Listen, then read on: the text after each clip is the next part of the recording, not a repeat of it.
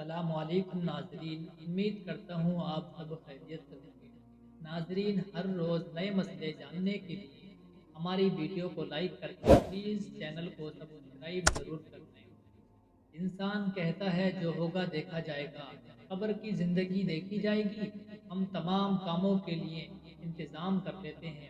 سردیوں سے پہلے گرم کپڑوں کا انتظام کر لیتے ہیں، گرمیوں سے پہلے ٹھنڈ کا انتظام کر لیتے ہیں، صبح ہوتے ہی دوپہر اور رات کے کھانے کا انتظام کرتے ہیں، رات گر جانے سے پہلے صبح کے ناشتے کے سامان کا انتظام کر لیتے ہیں، بارش میں نکلنے سے پہلے چھتری کا انتظام کرتے ہیں، رات میں نکلنے سے پہلے روشنی کا انتظام کرتے ہیں، لمبے سفر پر جانے سے پہلے مکمل تیاریاں کرتے ہیں۔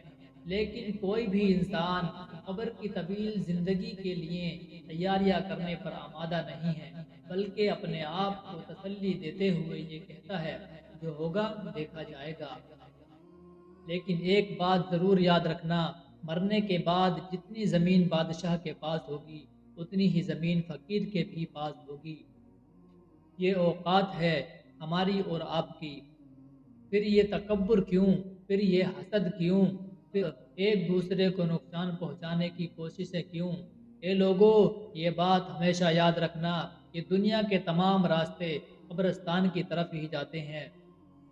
اللہ پاک ہمیں اپنی اوقات کو یاد رکھ کر اللہ اور اس کے رسول کے بتائے ہوئے راستے پر چلنے کی ہمیں توفیق عطا فرمائے۔